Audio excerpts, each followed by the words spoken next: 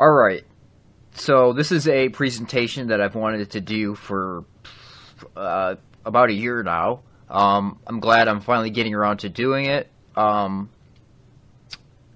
yeah, let's just get into it. I wanted to start by mentioning some of Joe Rogan's sponsors. This is going to be the theme of this presentation, is the corporate and cultural agendas that Joe Rogan is involved in.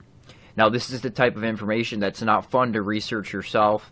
It's just better if someone presents it. So that's what I'm going to be doing. If you haven't yet, check out the work of Jan Irvin.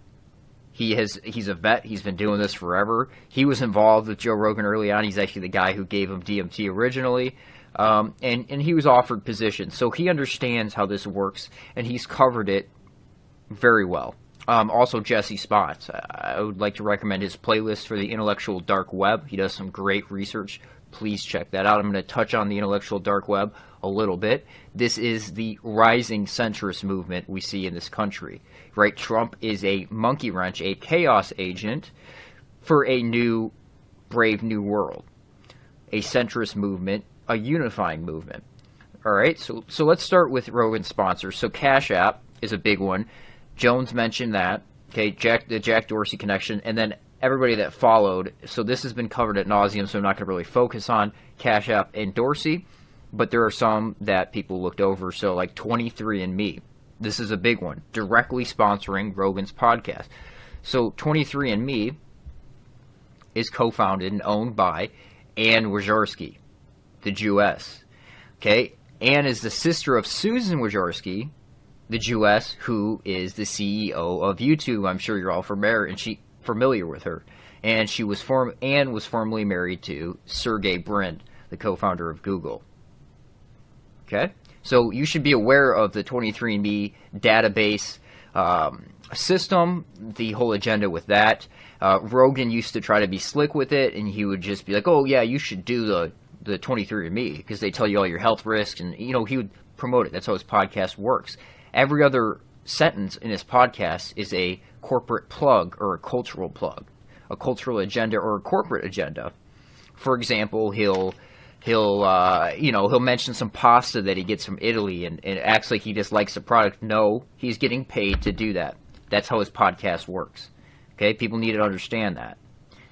And his influence is beyond anything we've ever seen. His podcast is so influential because of its base in Los Angeles, and then also it spreads everywhere else. So you can set the trends in Los Angeles, and they spread everywhere else. And that's exactly what we see going on with Rogan. He is by far the most crucial asset for the information age at this point in time.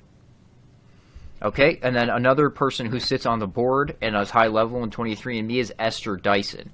Now I want to highlight her because of her involvement in commercial and privatized space, which is a common theme we see running through these Rogan Jones type networks. Okay, so as of early 2007, Dyson describes herself as spending more and more time on the private aviation and commercial space startups. Also in healthcare and genetics. Dyson is a founding member of Space Angels Networks and is invested in XCOR Constellation Services, Zero G, Icon Aircraft Space Adventures, and Mars One.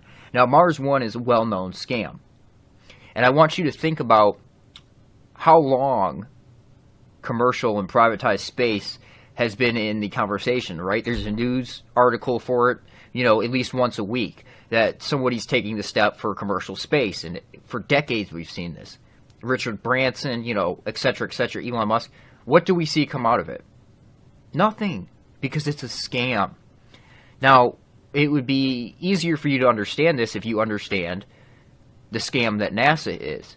Now, if you're completely unaware of that or unfamiliar with that subject, email me, northmattheww@gmail.com, and I will send you proof and evidence that NASA is a scam, scamming $52 million a day from the laughingstock of the world, U.S. taxpayers. Okay, so that's a common theme, again, is commercial and privatized space that we see running through these networks. It's my contention that they're essentially funnels for that money to be funneled into other movements and other agendas, i.e. an information age asset like Joe Rogan. So let's move on to Elon Musk. Now, I believe, although Elon is not listed as a sponsor, he is a sponsor, and here's why I think that. From Colorado, but I did just get a Tesla, so I'm supporting the podcast. Okay, did you hear that?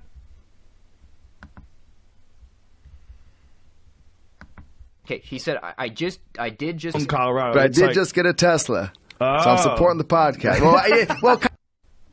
I did just get a Tesla, so I'm supporting the podcast. How does that follow? Buying a Tesla supports Joe Rogan's podcast. Is Elon Musk subsidizing Rogan's podcast for an agenda? For propaganda purposes? Absolutely. Absolutely. And we saw this demonstrated with the securing funded, when Elon smoked the blunt, when he hit the backwood on Rogan's podcast.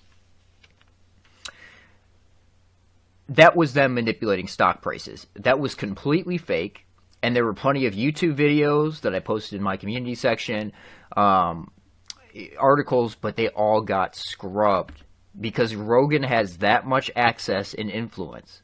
They all got scrubbed. So a lot of people don't understand that when Elon Musk tweets funding secure at 420, and then he gets up there and puffs on the blunt, that was them manipulating stock prices. Provably them manipulating stock prices. That's what was going on there. That was fake. Joe Rogan's podcast is the realest fake thing you'll ever see. It's very scripted, it's very corporatized, and there's an agenda behind almost everything he does on that podcast. But it seems organic, but it's not. It's not. He'll also do things like, oh, what's that square state? How do they end up with a perfectly square state, acting like he doesn't know what Wyoming is? He's been to Wyoming. He understands what Wyoming is. He knows what that state is. But he acts like he doesn't for that interaction with his audience. So his audience can be like, oh, it's Wyoming, Joe, you idiot. He understands that. That interaction that he's getting with his audience is getting them engaged. It's that sophisticated. It's that controlled. He's looking for that engagement. Okay? And that's kind of a point that Jones made when he was on the podcast last time, which is a point I've been making for over a year now. And I have emails to prove that. But also, Joe Rogan with Elon Musk, the Neuralink, which he's been promoting, right? The brain lace. This is an agenda that he was promoting long before Elon Musk came out with the Neuralink. Now, we're seeing this all over now. We're seeing brain chips, all this idea promoted everywhere. Where did it start? Who was the cultural change agent that originally started pushing this out into the collective unconscious, if you will? Well, Joe did. So let's listen to this from a recent podcast, 2019.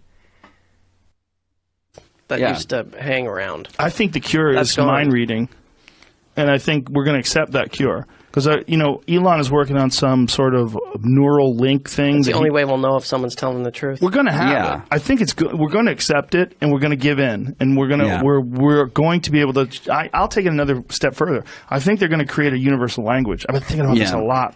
I think there's going to be a universal language that probably is augmented reality, some augmented reality language of shapes or something, some kind of symbolism. Symbols. Something that we agree to. And we're probably not going to accept it because we're old. We're like, fuck this. Next generation. Our kids, maybe even our kids' kids. Our kids' kids are going to be the first people to adopt it, and then it's going to be universal worldwide. And with augmented reality and some sort of ability to interact with each other through bandwidth. I remember through bandwidth. Okay, so it's going to happen. You notice that. It's inevitable. No matter what, this is going to happen. You're going to accept it. So let's listen to this from 2014. How was Joe aware of this agenda years ago? 5+ years ago. How was he aware of this? Why was he promoting this idea? Because he's been working with these circles for a long time. I think that one of the things that's coming out with technology is access to information. And access to information, not just current information, but maybe even future. Like the ability to read minds, to read thoughts, to read. Okay. So let's finish this up from the same podcast, finishing on that thought. Technological symbiotic relationship takes place to the point where we essentially our memories, especially, right? They're pretty piss poor. Right. But if we can turn our memories into some digital archive that you can access at will, then we're going to know. I'm going to look in your head, and I'm going to know what's going on. I'm going to be able to tap into it. We'll be connected the same way we're connected with Wi-Fi.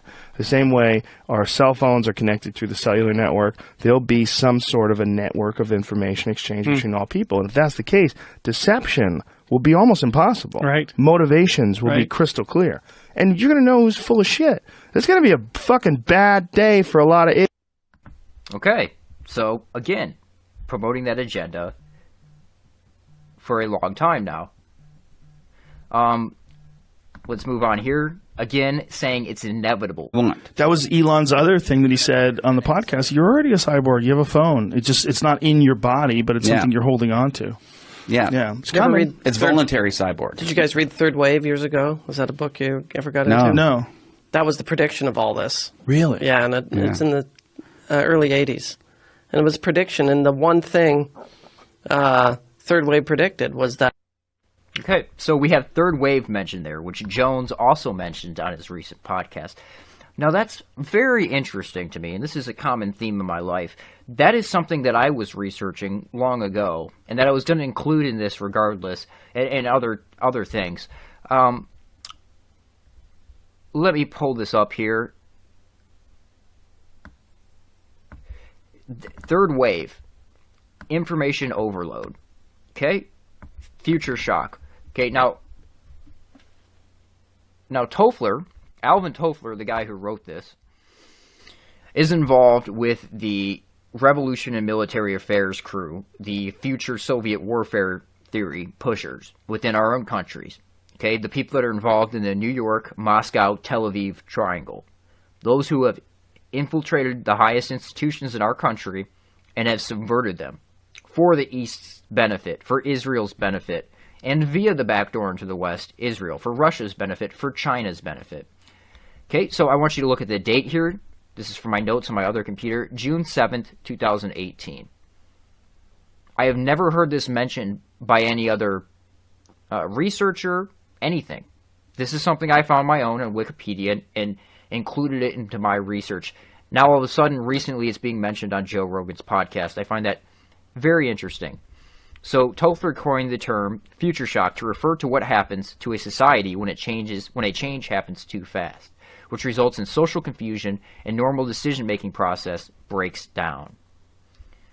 He continued the theme in Third Wave, 1980, when he describes the first and second wave as agricultural industrial revolutions. The third wave, a phrase he coined, represents the current information computer-based revolution. Now remember, this was in 1980. He forecast the spread of the internet and email, interactive media, cable television, cloning, and other digital advancements. He claimed that one of the side effects of the digital age has been information overload, another term he has coined. Okay, so information overload, or information apocalypse, as Steve Pieczenik referred to it in his novels, is what we're living through right now. So, information overload, too much information, there has to be a solution. Problem, reaction, solution. Chaos, order out of chaos. That's exactly what we're seeing. And the solution for them is a brave new world. That is the agenda here. The centrist Brave New World agenda. So let's move on to. Well, okay. So it's the bigger plan. Let's do this. It's the bigger plan. Let's listen to what Jones has to say about the bigger plan. Wow. Today we're going to have Zach on, who's just a really smart guy and a great source, and really already tells me things that I already basically know from other sources, but he likes to come on the show, and we like to have him on the show. And he knows Elon Musk, and he knows Louis Farrakhan, a lot of other folks, that behind the scenes, have been reached out to and basically have been resonating with, especially if you talk about somebody like Elon Musk, with the bigger plan. Now, what is the bigger plan? That's a good question, Jones. What is the bigger plan? Now, I'll finish up with Zach here once I move on to the next sponsor. Zach is friends with both Rogan and Jones, as well as Elon Musk and others. He's the one who set up the whole Kanye West situation. Let's listen to this clip real quick.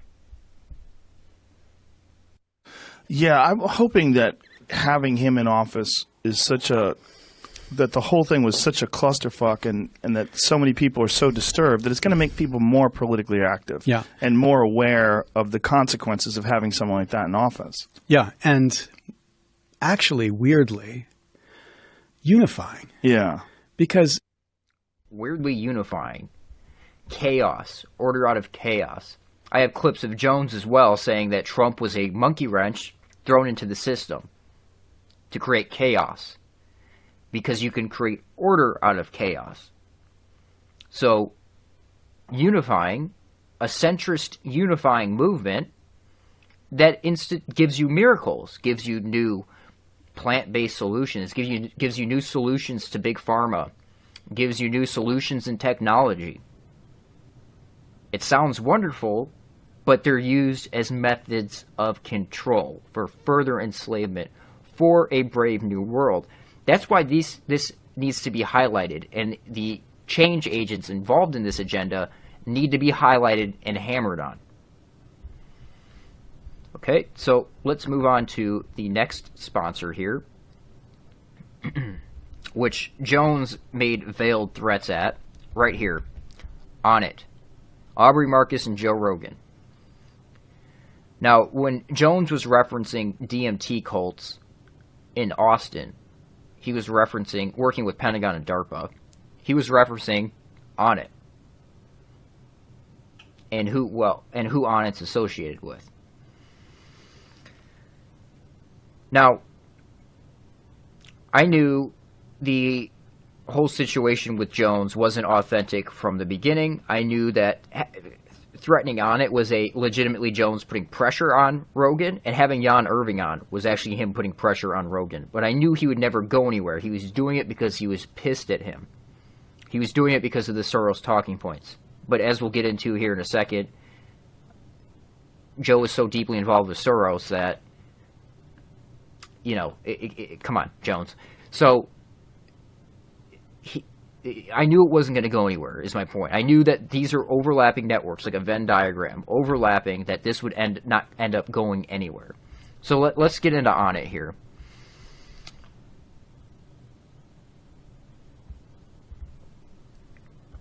So, this is a Reddit post from 3 years ago.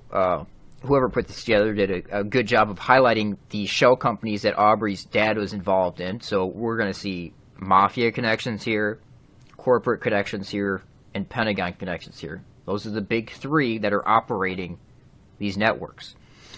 So the true history of Onnit, originally founded by Aubrey Marcus's Texas oil man father, Michael Marcus, and originally formulated by Aubrey's stepmother, Janet Zand, an acupuncturist.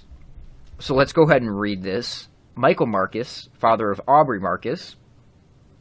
Michael Marcus is a commodities trader who in less than 20 years reputed to have turned his initial $30,000 into $80 million.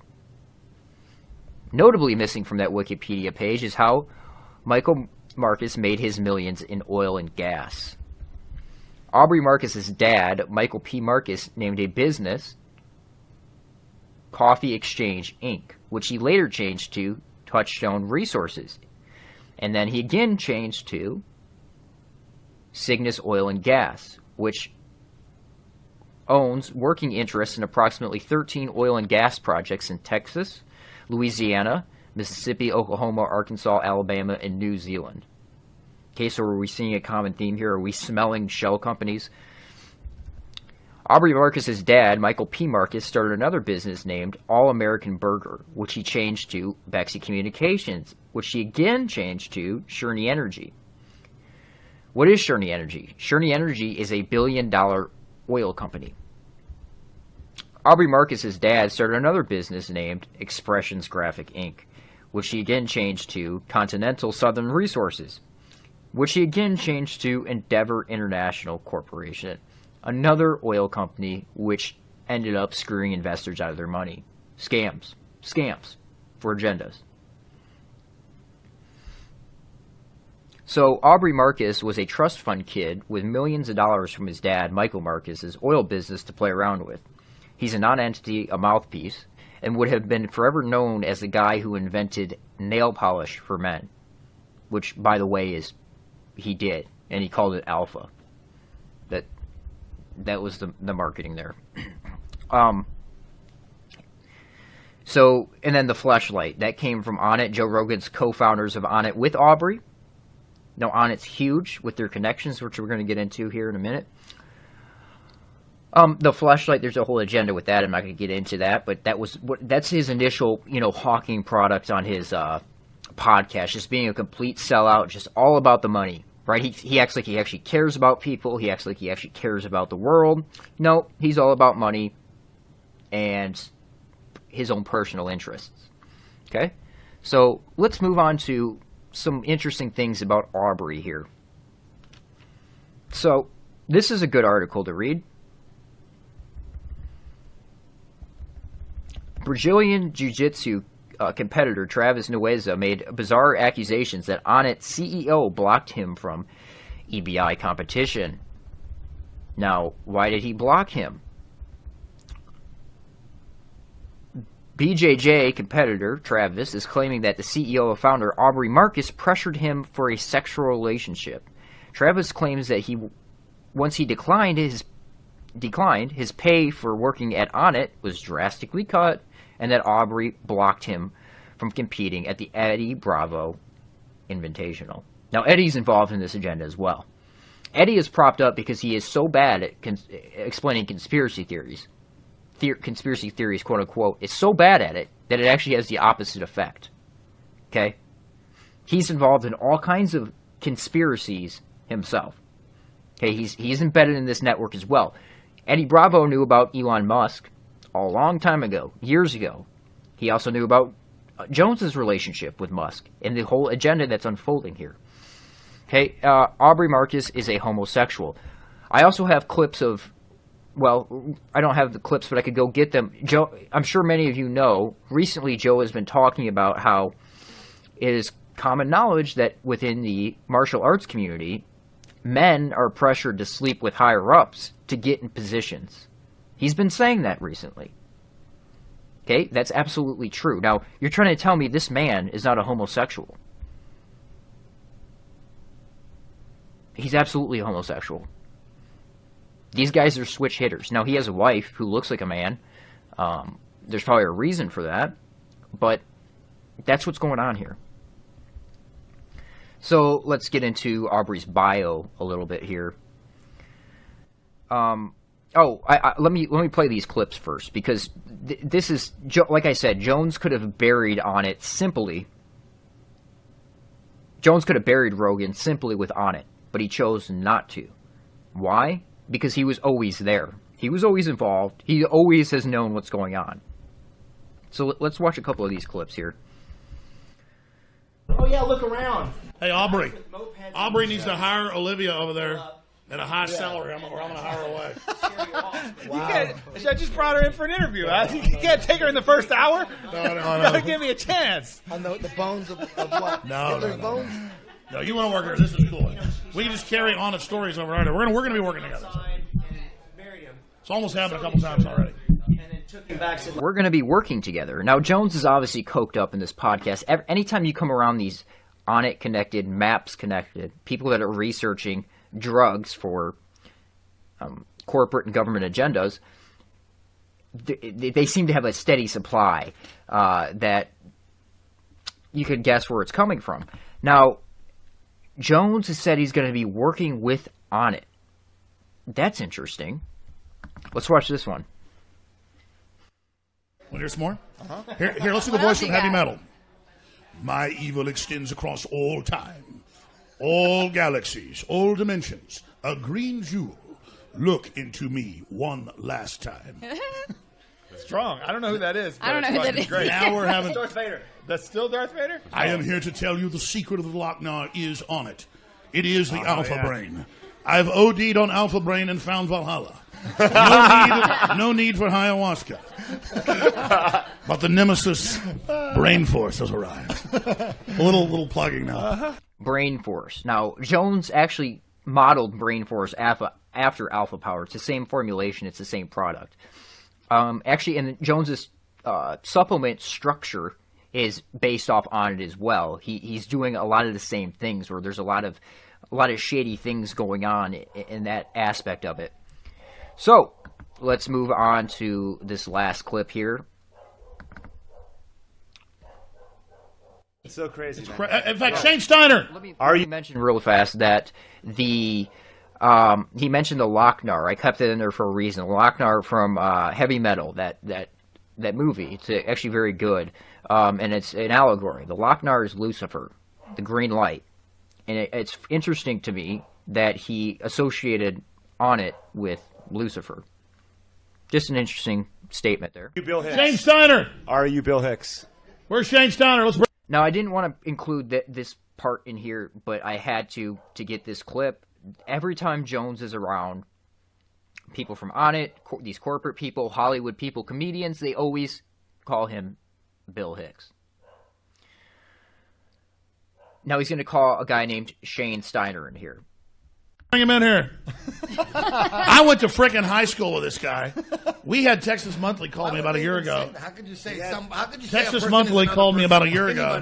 Right when Bill Hicks died. And they said, see, that's the crazy conspiracy. Now, what Eddie's doing there, how could you say someone, and people believe it? He's saying that there's a reason that conspiracy has legs. If you understand how he works, he's saying there's a reason, and notice how uncomfortable these people get. There's a reason he's saying that. There's a reason the conspiracy has traction. There's a reason people believe it. There's a reason I believe that. Okay? Theory doesn't mean you can just make up whatever you want in like the world's fiction. Or does he look like him? Eddie Shane Steiner, I look nothing like him. And they say I'm 60 years old. Did Shane leave?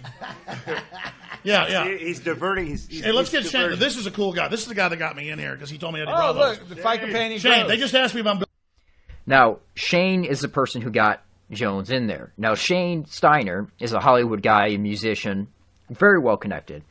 And seems to be the only person that Jones went to high school with. And also looks a whole hell of a lot younger than Jones. But I want to highlight that point because Shane got him in there. Shane, according to Alex Jones, and I have the timestamp, I just have to go back to the GCN archives and get it since all of his YouTube records were scrubbed. But on 05/25, 2018, at around 1 hour and 21 minutes, now that's going to be different because of the commercial breaks from the live stream, Jones claimed that Shane Steiner comes from the Dixie Mafia. His family is Dixie Mafia. So again, Mafia, corporate, Pentagon. That's who's dictating these circles. So let's finish up with Aubrey's bio here. Aubrey Marcus is the founder and CEO of On It, a lifestyle brand based on holistic health philosophy he calls total human optimization. On It is an Inc. 500 company and an industry leader with products optimizing millions of lives, including many of the top professional athletes around the world. He regularly provides commentary to outlets like The Entrepreneur, Forbes, The Doctors, and the Joe Rogan Experience.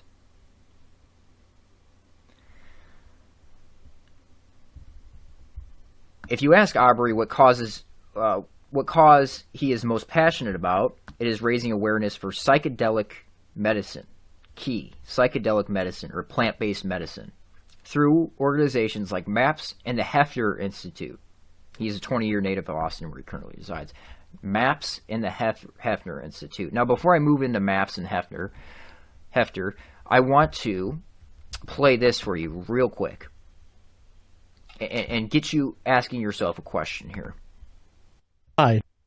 for Tim Kennedy. I think you know what I think. I tried to take you down. It's the drugs. Oh fuck! Did we do drugs then? Yeah, we did. We did DMT. Was that the? That was the next day, that was bro. That's really? why I was so emotional. Wait. Are you sure? Yeah, I went through it. I'm like, why was I crying like that? That's Dude, interesting. Hey, hold up.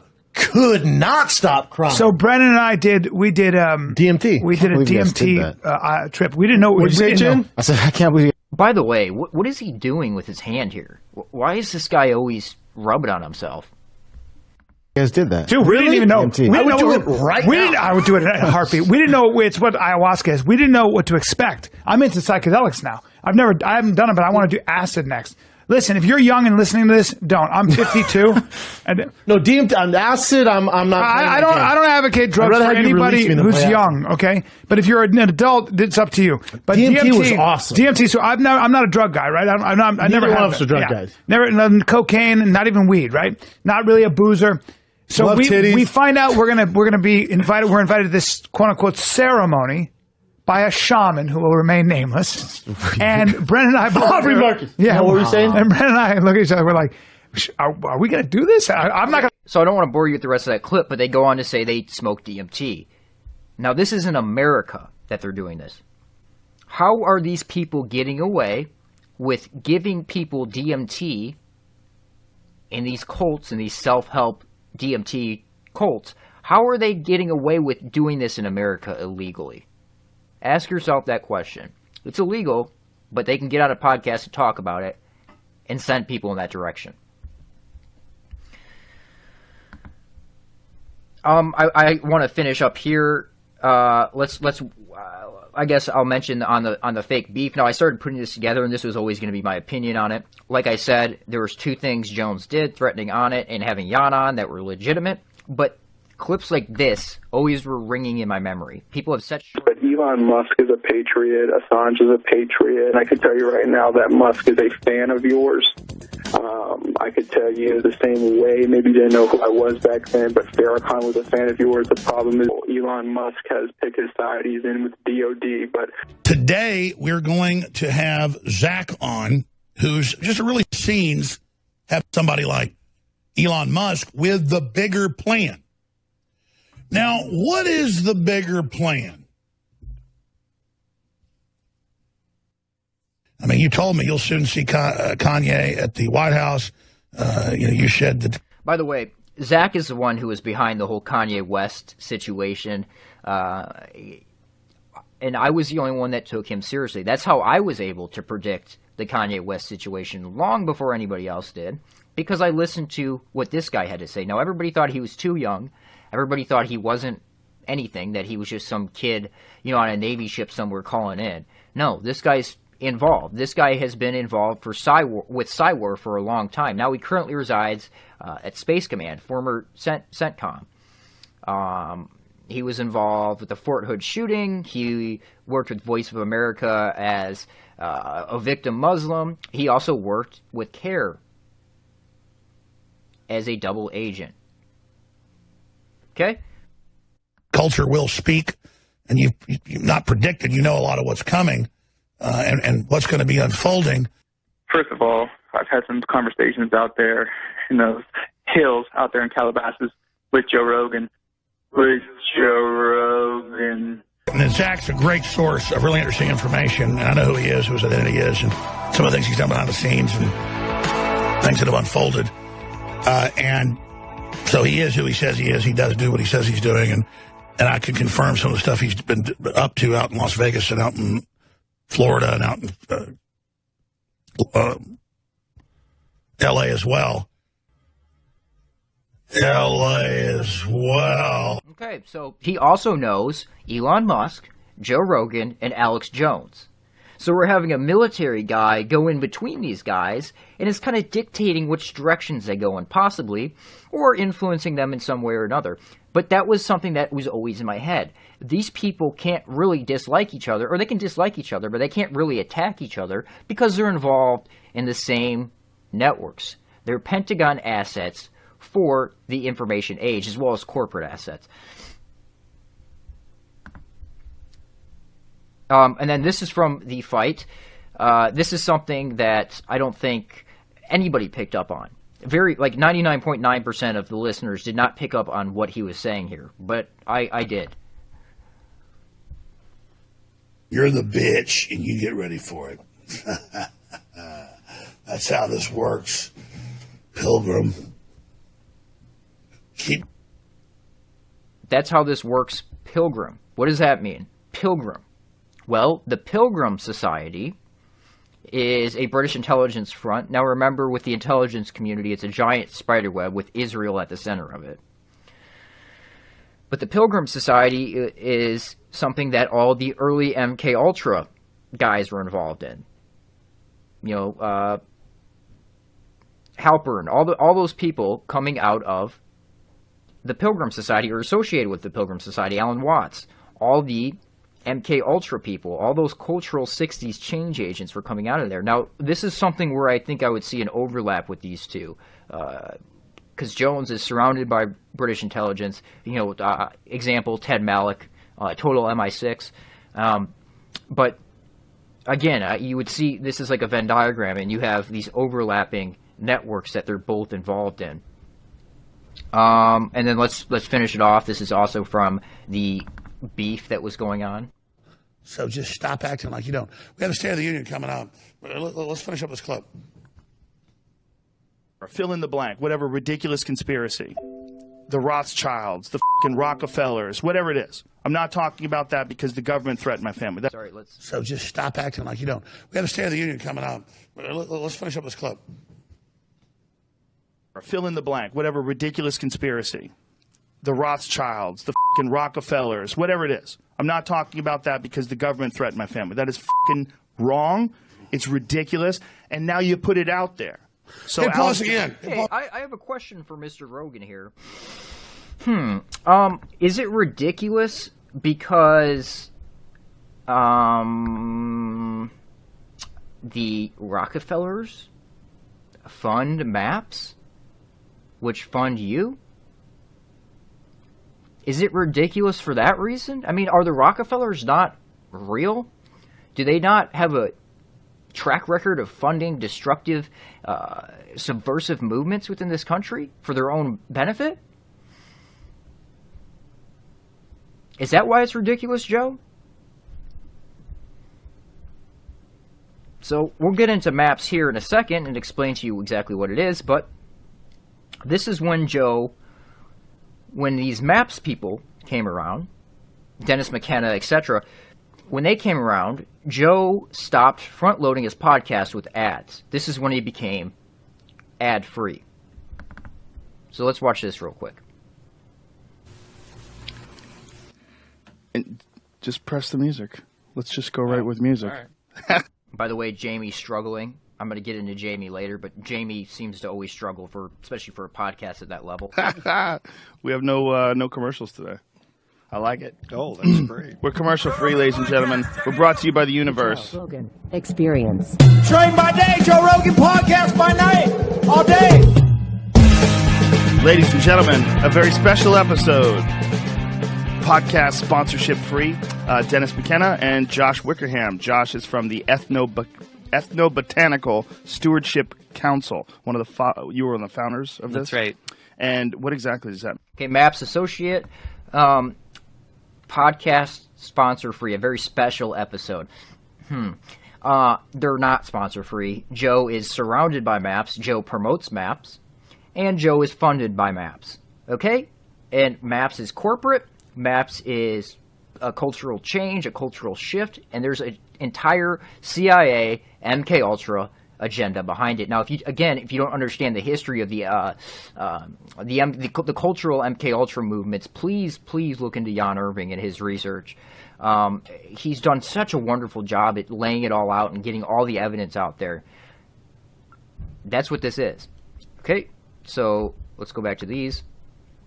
MAPS is Rockefeller funded. Rockefeller funded again from MAPS website. The David Rockefeller family concludes to the obituary, encouraging people to honor Richard Rockefeller's memory by contributing nonprofit organizations, including MAPS. Okay, Rockefellers, backed by such private donors as, this is Hefner, which is synonymous with MAPS, and published via MAPS, where they were doing the ayahuasca, the DMT studies, the Rick Strassman, all the studies that Rogan references are MAPS or Hefner studies. Okay? Backed by such private donors as Lawrence Rockefeller and Bob Walsh, and a Microsoft millionaire, which is Steve Wozniak, and this is easily provable by his association with things like ESALEN, which we'll get into, and in the counterculture agenda. The Institute is financing clinical trials with LSD, psilocybin, and other hallucinogenics. Okay, and then they say to treat phobias, depression, excessive whatever, blah, blah, blah. That's just to get funding. There's other reasons and other agendas for this.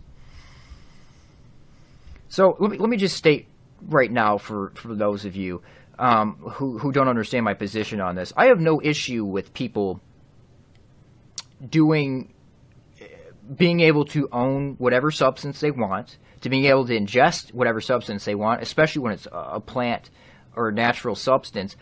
I have no issue with that. People should be able to do that.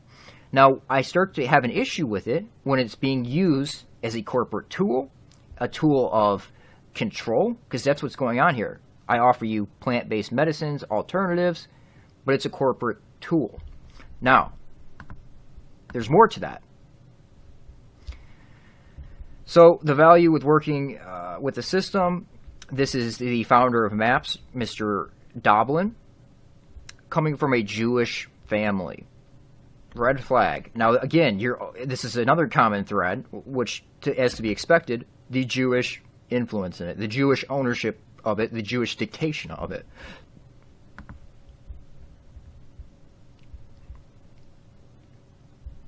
The corporate goal of maximizing profit for our shareholders. I just want to make sure this isn't okay.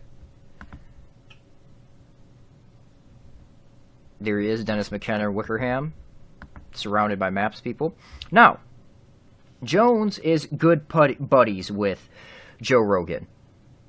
Right? Everything's all good, but he still absolutely hates Soros. Just like Trump says leave Soros alone, Joe Rogan is working with people who work with Soros. But that's okay by Alex Jones. That's fine. We'll just ignore that. We'll just ignore that agenda there. So, MAPS is co-sponsoring a conference in collaboration with the Drug Policy Alliance. The Drug Policy Alliance. Again, MAPS working with the Drug Policy Alliance. Joe Rogan having on Ethan Nettleman from the Drug Policy Alliance. So do you see how that works? MAPS, Rogan. The masses. Information, or Pentagon asset for the information age. Corporate asset for the information age. The National Drug Policy Alliance. Nadelman founded the Center Leighton Smith Center in 1994, a drug policy institute created with the philanthropical support, of George Soros. So it was created via George Soros's money. You think Jones would have an issue with that? He hammers on Soros all day.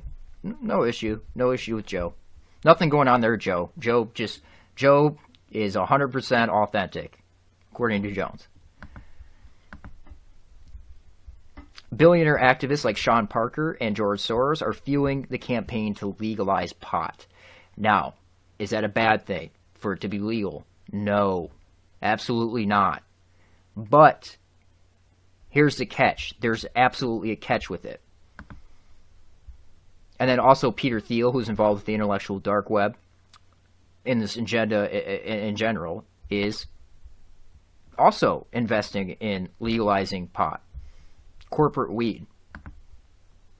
Eric Weinstein, the guy who termed the intellectual dark web, managing director at Thiel Capital. Okay. Go again, see all these guys hang out. This is the intellectual dark web right here. This is the agenda they're pushing. Again, check out Jesse Spots for like the mental health stuff. He's done a great job of covering it. this is the example I would like to use. So this is why this is the catch with legalizing pot and with these corporate agendas. So I want you to understand how this works. Fears of marijuana monopoly in Ohio undercut support for legalization. Now, people are wise in Ohio to this. Most people would just vote it in without even, because, oh, it's legal pot, it's good, everybody agrees. There's a catch. And this is the catch. That's because it specifies that just 10 locations in the state where growing pot would be allowed, and a group of 10 investors have already have dibs on it. These are the same investors. These same investors are sinking $20 million into the campaign. Okay, if there's corporate support for something, red flag, first off. Secondly, this is the issue. They monopolize it. So they make it legal, but they own it and control it and use it as a tool of enslavement and control. So do you understand how that works? So, I mean, what this is a Brave New World caste system. So you have your alphas dictating to the people, you can't grow it, but I can. I control the supply. I control all of it. So I control what it is, too. They can genetically modify it. They can do whatever with it. They control it. So this is literally the caste system that we're seeing instated here. Now, the Brave New World caste system is literally the social systems theory that came out of the Macy Conference, which is Jewish. You guessed it, Jewish. And was the social systems theory is heavily promoted via the ESALEN Institute, which Joe Rogan takes trips to. We'll get into the ESALEN Institute here in a little bit after I finish up with maps. But I just want to mention this so you have a kind of an understanding of the corporate agenda and the corporate control, as well as the cultural control going on here. Social systems is literally the Brave New World caste. So you have all your sellouts and all these people dictating over the other groups, and everybody has their determined system in society. Universal basic income, the whole deal. Literally a Brave New World. Oh, and look, the presidential candidate that supports universal basic income. And Joe Rogan, on his podcast, blows it out to all the masses. This is what you guys need. This is what you guys want. This is the good for society. This is the direction we're going. It's inevitable. And he really has that much influence that people buy into it. Absolutely. Again, running for president. Now, where did this universal basic income idea originally come from? Well, people like Alan Watts, who was a CIA asset, via the ESALEN Institute. Here he is at ESALEN promoting this idea. Now, the ESALEN is essentially Bohemian Grove for the 21st century. For those of you who aren't aware, Bohemian Grove, but they also study like thought architecture, how to manipulate your subconscious. And we'll get into some of that later as well. For example, I have this book. This is some studies that come out of ESALEN. The real interesting ones are unpublished. The physical and psychological effects of meditation. So they're studying how the subconscious mind works. They're studying on the people. Now, the Silicon Valley people who go there, you know, the top people, they don't get studied on. But they go there as like a retreat. As it's Bohemian Grove, essentially. So you have all these high-level Silicon Valley people going to ESALEN Institute, where all these ideas are coming out of as well, but they also create agendas there. So, for example, the Manhattan Project came out of Bohemian Grove, originated at Bohemian Grove, and then ultimately was implemented. Same thing is going on in ESALEN. It's just think of it in terms of Bohemian Grove for the 21st century. So again, you have someone like Timothy Leary or Richard Alpert, who from Harvard, you know, who became Ram Dass. And what they would do, you know, they would go to places like ESALEN. And then this circle created a following of thousands of LSD veterans who were then deployed to proselytize for drugs for the masters, the secret masters agenda, the corporate and cultural agenda. That's what they're doing here. Okay? So it's kind of a similar concept with like Rogan and all of the Comedy Store clique. You know, Daddy Rogan, and everybody just grabs their ankles for Daddy Rogan because they're just riding that wave. They'll do anything for Joe. They'll get themselves involved in all kinds of illegal things, do everything for him because they're indebted to him. So it's just a similar concept here. Okay, so let's give you guys kind of a MAPS intro so you understand that the Rockefellers were funding it. There's a whole agenda going on there. And there still is, and we're living in it, and we're seeing the rise of it. So I want to read this for you guys. CIA MAPS after embalming the dead. In the new millennium, the New York Times, the Baltimore Sun, and other the Baltimore Sun and other large circulation daily newspaper highlighted research on psychedelics and ecstasy. Doctors at prestigious university medical schools produce studies promoting positive aspects of these drugs. These studies are often mentioned in an affiliated funding source, research group, the Multidisciplinary Association for Psychedelic Studies, Incorporated, which is MAPS. Founded in 1986, MAPS received early aid from MKULTRA participants such as Timothy Leary, who also worshipped Crowley, which is Jewish mysticism. Or worshipped his promoted Crowleyanism. The former CIA contracted inventor of LSD, Albert Hoffman, also donated to the funding of MAPS. The year before, the Food and Drug Administration had classified ecstasy as a Schedule I drug. This made ecstasy illegal, an addictive substance without clinical value. Rick Doblin, who's Jewish, founded MAPS. Doblin described his first acid trip, which reportedly led him to say he had been fortunate to be able to combine psychedelics with the pursuit of the American dream. The Reagan and Bush administration's IRS granted a 5013 tax-exempt charity status to Doblin's North Carolina-based MAPS. MAPS received large contributions from billionaires like George Soros. Okay, so anything Soros is involved in, is it going to be good? Even if it sounds good on the surface, like legalizing pot or anything like that, it sounds good on the surface, but there's always a catch to it. It's going to be used as a method of control and further enslavement. The multi-billionaire Prasker family and Anonymous British Foundation. In the new millennium, MAPS listed major contributions from families and groups, including Prasker family, who had a net worth of tens of billions of dollars. Okay, so let's continue reading here. The relatively short article devoted about 2 paragraphs to MAPS founder Doblin. MAPS start during the Reagan-Bush presidential administration seemed no coincidence. In 1986, Vice President George H.W. Bush's aide, Oliver North, jump-started the Iran-Contra scandal involving the CIA in trafficking cocaine, which is a CIA CNP operation. Once the former CIA director Bush reached the presidency, he appointed Dr. David Kessler as Food and Drug Administration Commissioner, harkening back to the MKUltra days of testing LSD in schools. Kessler approved university testing of psychedelics again in 1990, just after the U.S. Senate confirmation. Now we see Trump doing this right now, allowing these psychedelic plant-based medicines to be tested and approved. The approval marked the FDA's first psychedelics research in over 20 years. Dr. Kessler remained FDA commissioner for the next 5 years, including 3 years under President Clinton.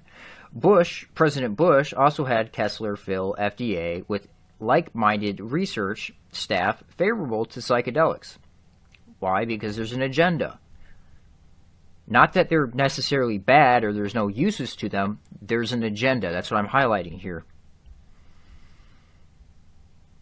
In an interview, Rick Doblin said one of those leading doctors in the FDA was Dr. John Harder, whose vision, quote, vision was to train me, this is key, vision was to train me to understand how the FDA worked so that I could try to mobilize the demoralized psychedelic community to submit protocols.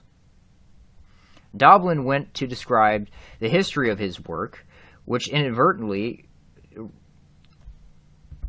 revealed his unusual power in the FDA, even after Kessler's resignation under President Clinton. Quote, there was a short period after he resigned in 1995 during which lower-level FDA officials made it difficult to move forward with psychedelic and medical marijuana research. However, I filed a complaint with the Ombudsman, and the policies established by the pilot drug were reaffirmed in 1999 by FDA upper management. Doblin further said Clinton's successor, President George W. Bush,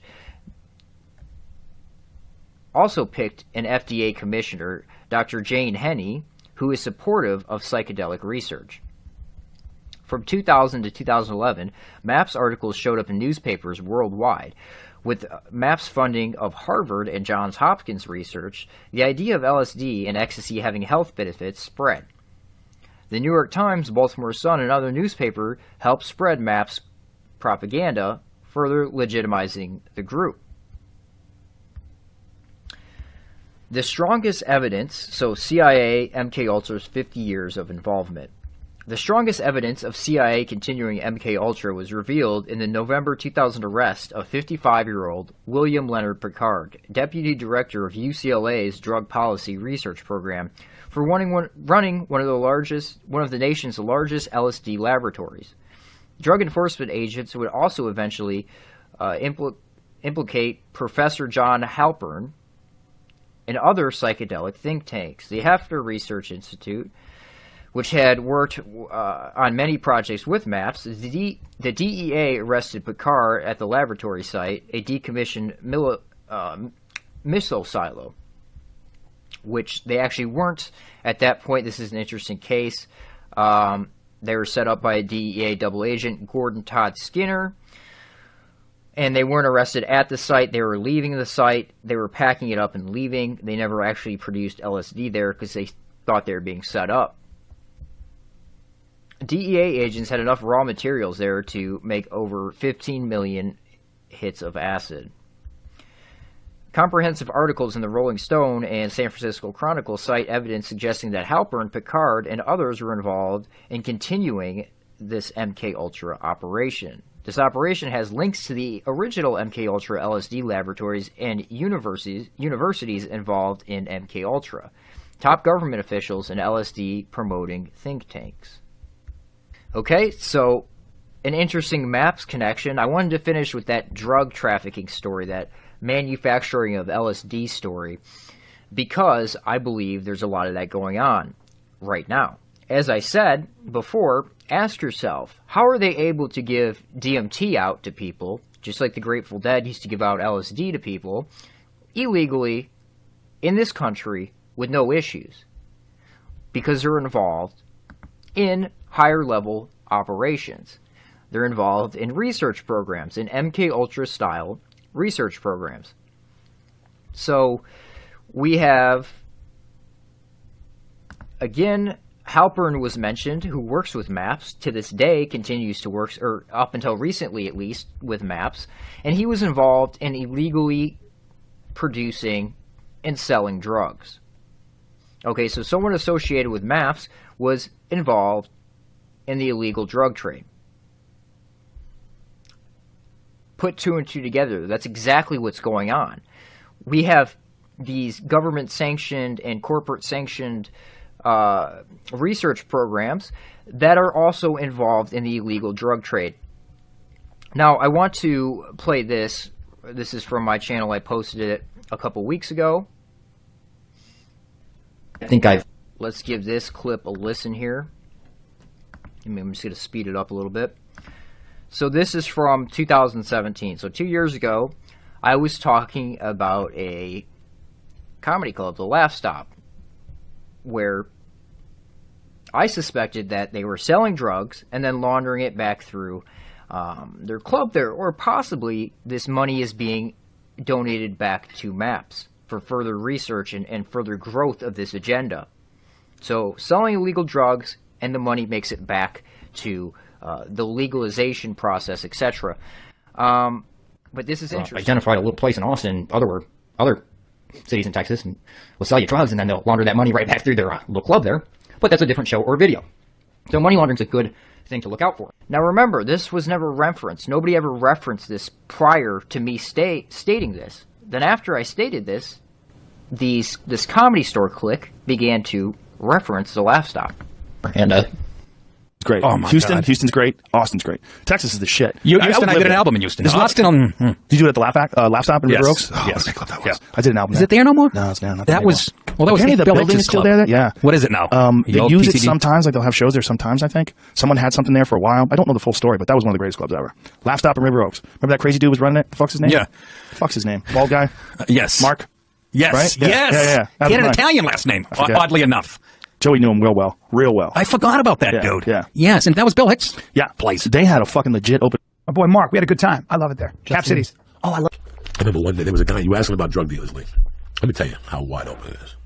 Again, sorry to talk about this city, one of my favorite cities in the country. Hollywood. Houston, Texas, had a kid that would come to your shows, Lee, and he would give you a bud, and you'd go, wow, this is Houston. Where did you get this from? He goes, this is what I grow.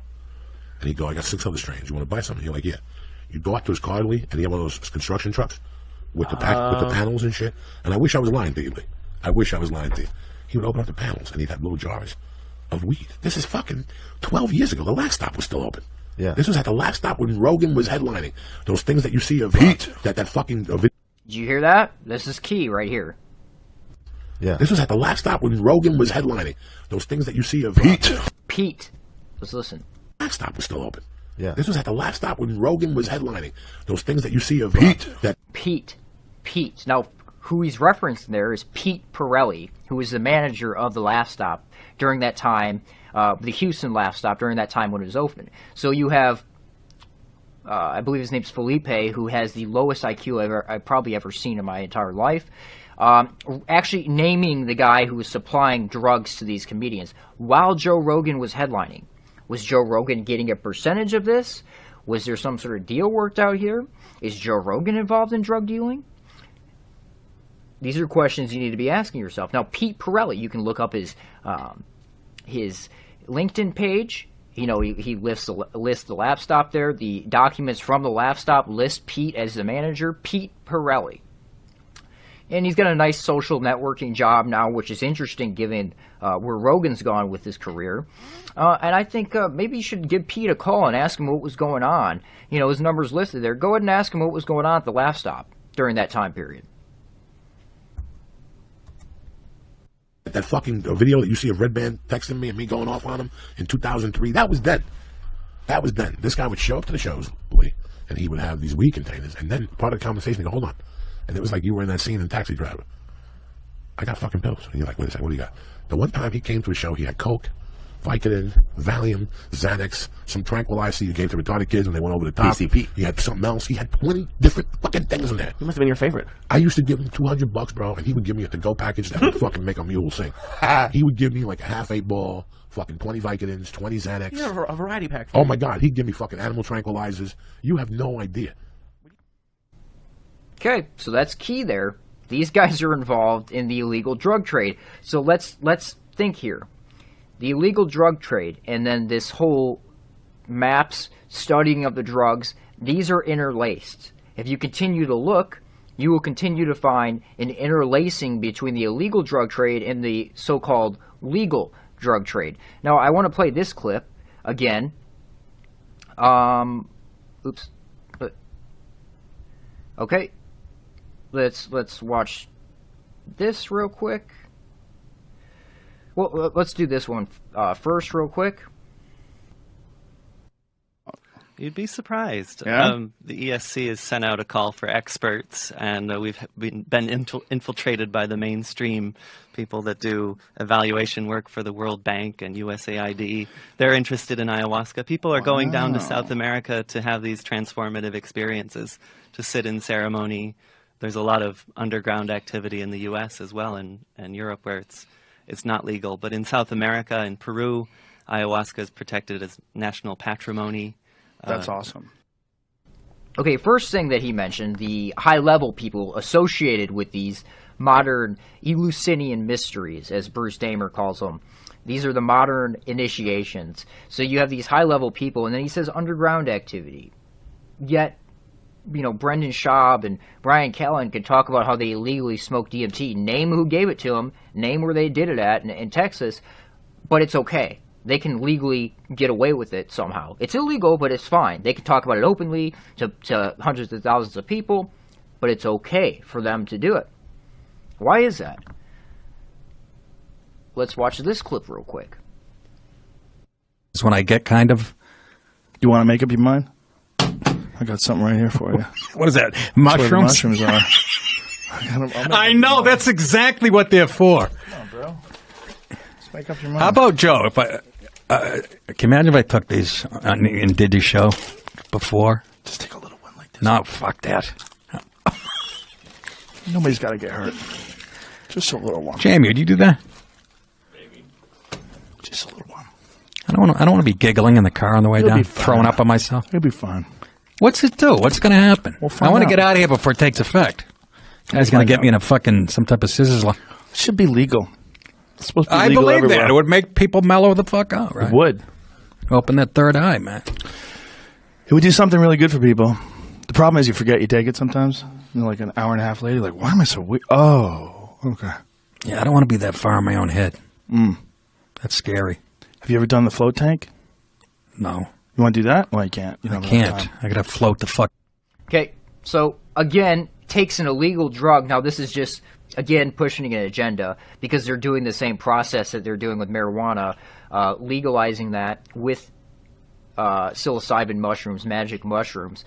They're doing the same thing. They're pushing to legalizing that, so he's normalizing it by taking an illegal substance on his widespread podcast, massive podcast. He's allowed to take an illegal substance and there's no repercussions for it.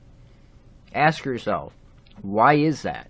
How is he able to get away with that? Well, he's pushing the agenda. He's normalizing it. It's just something people do. Everybody does. You know, it's fine.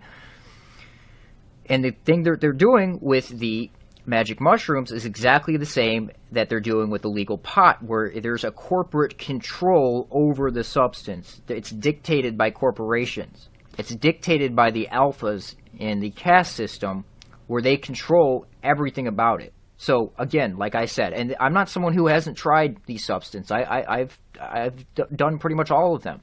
Okay, but like I said, it should be legal. In my opinion, it should be absolutely legal. It should be truly free and undictated by a corporation. It should not be dictated by a corporation. You should be able to grow it yourself. You should be able to do it all yourself. It also shouldn't be pushed on people. The agenda of pushing it on people is a cultural agenda for a specific reason. Secondly, it's a method of control. It sounds great because these are plants, these are funguses. They should be available to everybody. If someone chooses on their own will to take this substance, that should be fine. I have no issue with that. But when there's a corporate control over it, a corporate monopoly, that's an issue. When George Soros is investing hundreds of millions of dollars, when Peter Thiel is investing hundreds of millions of dollars, that should be a red flag for you. You should be aware of this, and you should understand that this is a method of control. This is a method of cultural change, and this is a method of enslavement. That's exactly what we're seeing going on here. So you're not allowed to grow them. Only the corporate masters, only the alphas can grow them. Oh, and this is another one. This might not... Tree snake is on the branch. But I want you to listen very carefully here.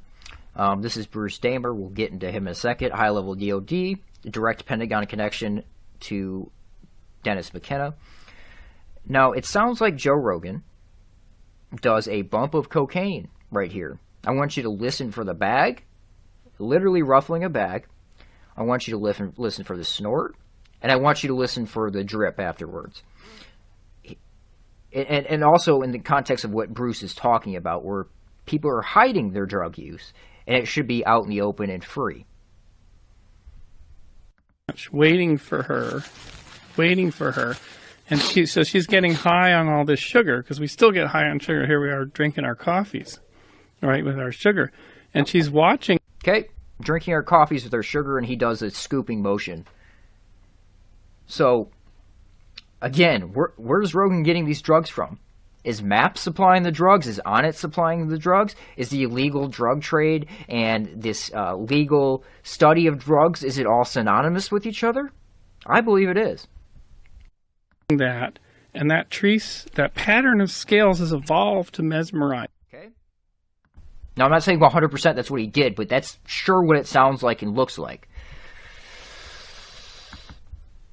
Anyways, moving back to MAPS here.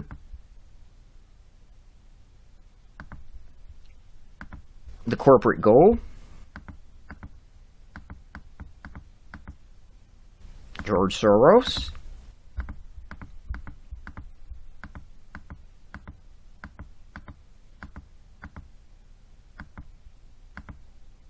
Oh, I forgot to mention, MAPS, another common theme you're going to see through all this counterculture MKUltra stuff is heavy involvement with the Soviet Union. Okay? There's a reason for that. If you watch that KGB defector, his name escapes me right now, Yuri Bezmenov, and he talks about how the KGB wanted to push yoga and these meditation and these ESALEN type movements within the country because there's a method of control with that. Okay? So, and it's on record. You can read the documents, how they would push it. They had a hard time. The Soviets had a hard time running operatives via the West Coast, and they found an in with the peace hippie movement. So, again, MAPS working with the Soviets in the 90s, 1994, 92, right on that turning point, working with since 1985. So this is this guy researching ketamine in the former Soviet Union, which is still the Soviet Union. If you don't understand that they faked their breakup, that was all predicted by the defectors, like Anatoly Golitsyn. That's exactly what's going on. I would research that. But he was researching ketamine, and if you go through here, it seems as though he was more interested in the subconscious mind than anything, what the effects and how to influence the subconscious mind. That seems to be his main focus here when working with ketamine on people. And they got contracts with military hospitals, like veterans hospitals. So where was MAPS born? Where did the idea come from? Well, Mr. Doblin shares a fascinating story about how the idea for MAPS got started at the ESALEN Institute in Big Sur, California. So again, think of it in terms of the Bohemian Grove of the 21st century, where you're having studies going on people, but you're also having these high-level Silicon Valley and people from every institution going there and creating, scheming up new ideas and new movements and new agendas via the ESALEN Institute. So, who goes to the ESALEN Institute? ESALEN, where you just were on the Big Sur coast, and they stored them at their in-town. Did you see what happened to Big Sur? What? Unfortunately, those are out of state. I'm not sure why, but Joe Rogan goes to the ESALEN Institute. He's talking to Bruce Damer there. And if you haven't watched that interview with Bruce Damer, please watch that, at least the first 20 minutes of it or so. It's very telling. So we're going to transition on into the ESALEN Institute here.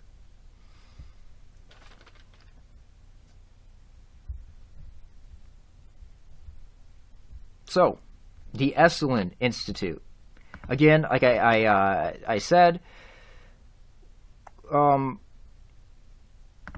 visits the ESALEN Institute? Who came out of the ESALEN Institute? How much influence did the ESALEN Institute have on the culture in shaping our society and the collapsing society of this country of the West?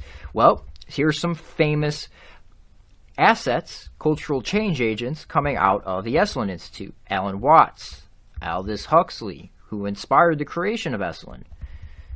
Terence McKenna, Joe's boy, Terence McKenna. Timothy Leary, Richard Alpert, Rick Doblin, Straussman, Robert Anton Wilson. Okay? All these assets coming from the ESALEN Institute. Having their Soviet handlers at the ESALEN Institute dictate to them what they talk about.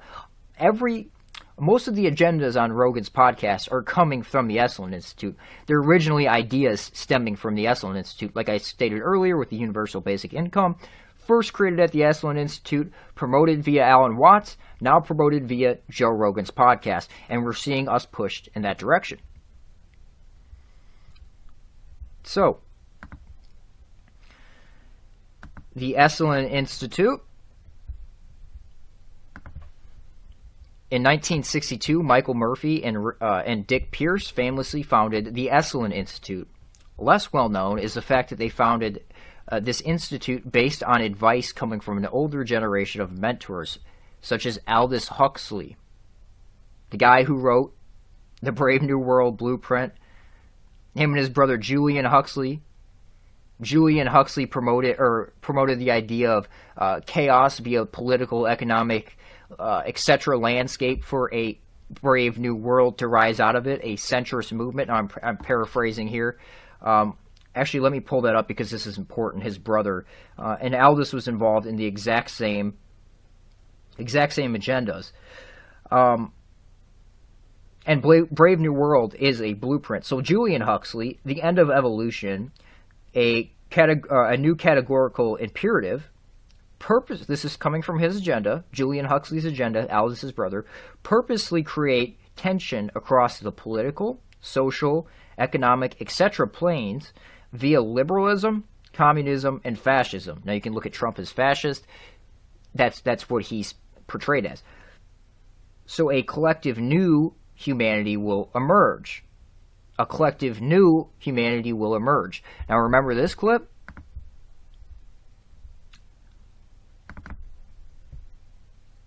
A collective new humanity will emerge. All this stems back to... Yeah, I'm hoping that having him in office is that the whole thing was such a clusterfuck and that so many people are so disturbed that it's going to make people more politically active and more aware of the consequences of having someone like that in office. Yeah, and actually, weirdly, unifying. Yeah. Because... Weirdly unifying. Okay, interesting. Mentors such as Aldous Huxley, Alan Watts, Joseph Campbell. Now, Campbell, if you are unaware of these people, which is understandable because this research is suppressed, they've kept Jan Irvin, who really dug all this stuff out and droned through documents and things to make this information available. This is a huge agenda that they don't want in the public domain. Go look at Jan Irvin's Logos Media. Go check out Logos Media. Read his articles over there, and please dive into his brain database. He has all the connections there. It is beautifully done. All the footnotes. You can spend months in the thing. This is an important agenda that is unfolding before us right now, with history going into the past and then continuing into the future. All these people are covered by Jan Irvin, with Lawrence Rockefeller being another major supporter of Campbell. Lawrence Rockefeller was also an important behind-the-scenes advisor to Michael Murphy since the founding stages of ESALEN and donated millions of dollars to the Institute. Again, the Rockefellers. The Rockefellers are always there. Is that why Joe thinks it's ridiculous? Are the Rockefellers ridiculous? The Rothschild agents, the Rockefellers, are they ridiculous? I don't think so. The Packard Foundation, Ford Foundation, Carnegie Foundation, all had some involvement with the ESALEN Institute in the early 60s and early 70s, which otherwise appears to have been reasonably profitable on its own. It would be clear what forces were behind the founding ESALEN Institute. It should be clear what forces were behind the founding of the ESALEN Institute, an institute we will get back to in a later chapter. Okay? These are all, it's all footnoted. Those are all the references. Again, ESALEN Institute. The sensitivity training and, quote, sexual encounter programs of the most radical California groups, such as ESALEN Institute and its many imitators, were all developed and implemented by Tavistock Institute psychologists. Tavistock involved. ESALEN Institute is Tavistock involved. Again, this is a hard book to find, and it's basically one of their only published ones on them doing studies and documenting those studies that you can find. It's pretty lukewarm as far as what they're doing here, but it's thought architecture. Thought architecture. It's all about how to dictate the subconscious. Now, anybody can go to ESALEN Institute if you pay, but you're going to be experimented on, and you're going to be an experiment, essentially, for future programs and future operations. Okay? So I want to read this article just so people have a better understanding of what the ESALEN Institute was used for and how much the Soviet Union was involved in the ESALEN Institute. I want to hopefully pull up. Okay, let me show you this real quick. This is from I can't believe I'm drawing a blank on it. This is a book by, An End to Ordinary History is what it is. And it's all about the, the men who stare at goats type operations, which I'm going to get into later, which is involved with all this stuff. But it's really a smokescreen. It's about those operations, the CIA and the KGB, and their interest in it. Okay? So it was written by Dick Pierce, one of the founding members of ESALEN. And it's heavily influenced by ESALEN. It's supposedly based on truth. So, this is in the beginning of the book. My thanks to Jim Hickman, whose understanding and love of the Soviet Union had informed all of us to work on this book. The Soviet Union was so heavily involved in ESALEN, it makes your head spin. Okay, so this is a really good article to refer to, how a famed New Age retreat center helped end the Cold War. As far as understanding of the Soviet influence over ESALEN and how much they really dictated that. I'm not going to read the whole article right now for this video. I'm going to do another video where I actually go through it because it's a long article. But I'm going to read some of the key points. Again, just so you have an understanding, the Soviet Union promoted its foreign policy through the World Peace Council and other front organizations. So the Soviets had a hard time running operations via the West Coast, and they found an in with the hippie movement, the drug culture, the hippie culture. This is a good way to infiltrate and subvert the West from within. That's exactly what they were trying to do, and what they're still trying to do, because the Soviet Union still exists to this day. You all should understand that. It was a synthetic breakup. The defectors predicted it. Anatoly Golitsyn predicted it to a T. So I'll just briefly mention some of the stuff this article talks about. People from ESALEN were allowed to go over to the Soviet Union and literally hand out literature. Okay? No issue. Americans in the Soviet Union just handing out literature. Red flag. They were doing things like helping Soviet engineers, giving Soviet engineers information on how to redirect rivers and stuff like that. Like literal treason was going on via the ESALEN Institute. And they would bring KGB people in, and there was a lot of compromising going on there, because this is what goes on there. A bunch of naked people in the hot springs. A lot of stuff goes on at the ESALEN Institute. So it's a great place to compromise people. And that's a lot of what's going on there. Similar to Bohemian Grove. So there's a lot of KGB agents there. That's all listed and documented. Again, a lot of the ESALEN people, a big cover is the whole expanding your consciousness, telekinesis, psychic warfare. These are covers. These are smoke screens. These are smoke screens. And that's what they were using for their smoke screen to run these operations.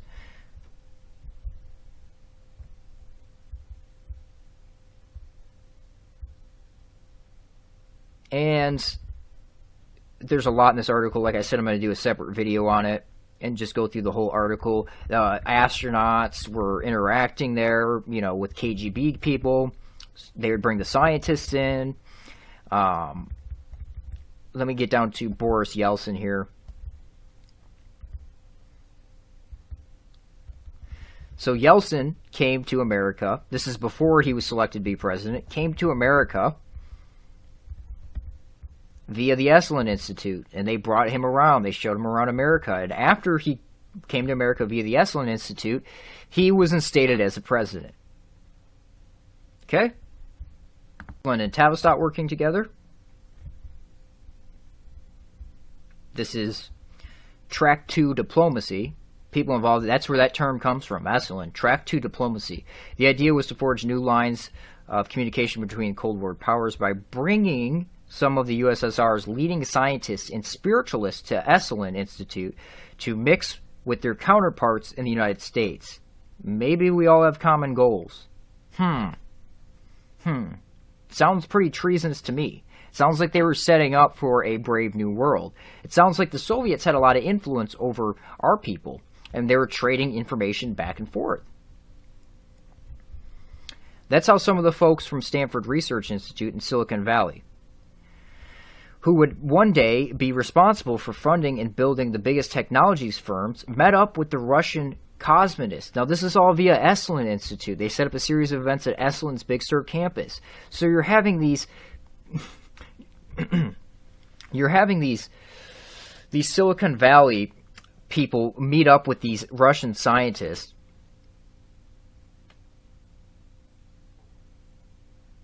meeting up with these Russian cosmonists, scientists, okay? So, again, why do we see all these Soviet Jews running the high technology?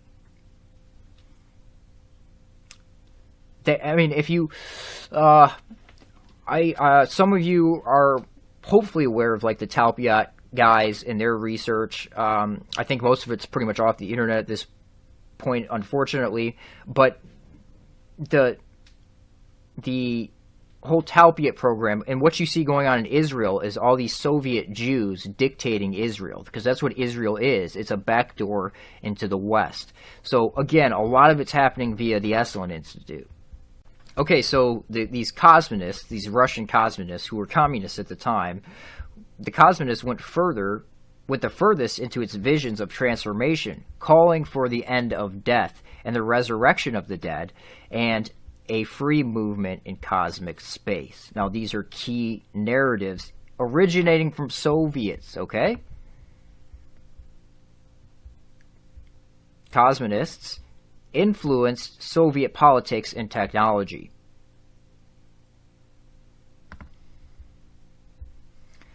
The cosmonists told Americans, LSD-taking spiritualists, that technology could give them a way to beat death.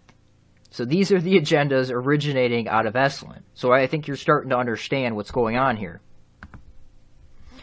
We're not being beaten by machines, but by a league of tech billionaires who have been taught to believe that humans are the problem and technology is the solution. We must become aware of their agenda and fight it if we're going to survive. Now, that's a key quote. I want to play this clip here.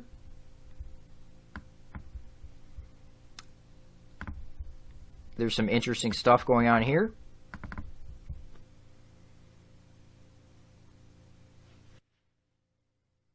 Rudolph II, supported. He funded these alchemists. Yes. And the initial project... Now, this is Bruce Damer speaking here. High-level DOD, like I said, friends with Joe Rogan, good friends with Dennis McKenna to the point where they smoke DMT together, and Bruce gets ideas for science via the DMT. He works with NASA. He works with these think tanks. Actually, well, I'll play that in a minute. The project was not to turn lead into gold, but to animate. Rudolph II, supported. He funded these alchemists. Yes. And the initial project was not to turn lead into gold, but to animate matter from dead to alive. Yeah. And that's been a passion of mine for a long time, but it was... A passion of yours has been to bring the dead back to life. Or to... So goes on. To bring the dead back to life. What did this clip say? What were the Soviet cosmonists interested in?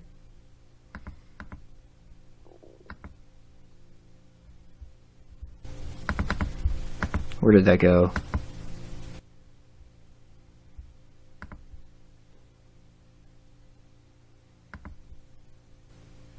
Where did that go? Vision went furthest into visions of transformation for calling for the end of death and the resurrection of the dead, and free movement in cosmic space. Where do we see these agendas pushed constantly? We see these agendas pushed constantly on Alex Jones, and we see these agendas pushed constantly through the intellectual dark web and Joe Rogan. Okay? So are we starting to see where their agenda is originating out of? Let's get back to this clip here.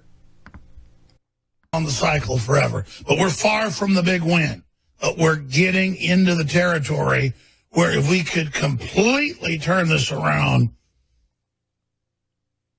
we're going to the next level. Life extension, everything. It's really amazing. Sitting here on this planet with this incredible potential of space colonies and life extension and unlimited cloning.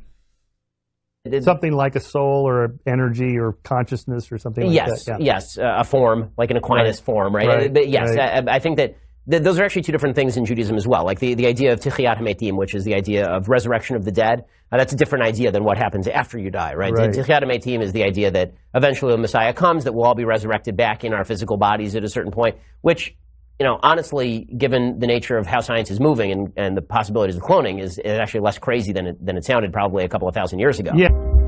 I was born on Earth. I was the richest man on several planets by the age of 74. The first time... Now this is from a show which I believe is predictive programming, and it's all about transferring your consciousness into clones, which I think is the actual agenda. I think the whole concept, which is pushed by ESALEN, is the idea that uploading your consciousness into this Hive computer is not the actual agenda. I think that is a false agenda, like what Elon Musk promotes. The real agenda is using clones and other things like that. Bruce Damer also agrees with me. He'll speak the real agenda. That's what he does best. He talks openly about these things. And so, again, I think this is really what's going on. When I died, I was 99. New technology transferred my consciousness to a new body. For 263 years, I sleeved into new bodies, living on in perfect health. A vault for your every memory, your every secret, immune to aging and disease. The body will decay, but your memories live on in someone else's body. Your new sleeve. This is a real stash. It makes death itself only a memory. Sunday at the National Space Society's annual event. I'm talking about China's new Silk Road. This is key here as well. I'm going to skip over this for now because that's going to be the next thing I mention here. Economy. Actually, Elon Musk and Jeff Bezos, the two guys who can save us by opening a platinum highway in the sky. What does that mean?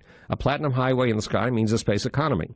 I foresaw in Brave New World, partly by these new techniques of propaganda.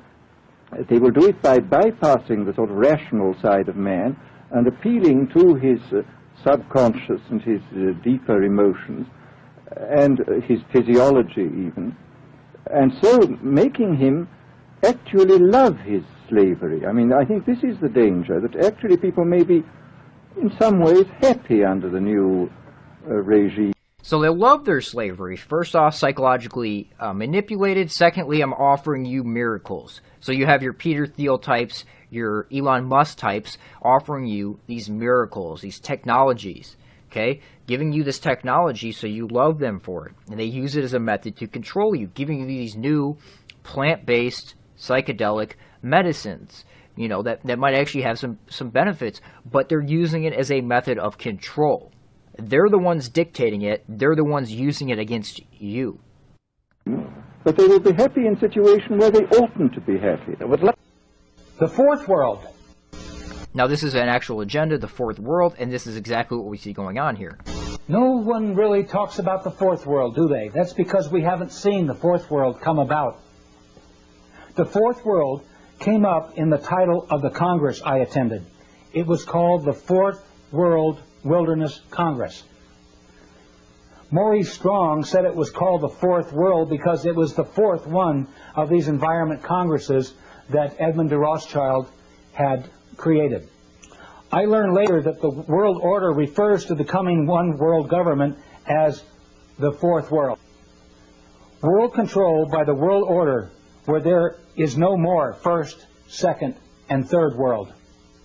Just a boundaryless planet which is called the Fourth World Wilderness. Yogis and shamans refer to Fourth World Wilderness dictated via Israel, at the center, at the hub. It as the Fourth World Wilderness, the lostness of the mind. The lostness of the mind refers to the collective consciousness. Persons will be coerced through lies, drugs, fear and pain to surrender themselves, their egos, to the collective consciousness. The Fourth World will be a return to a society much like the Caesars or Babylon or the Fourth Reich.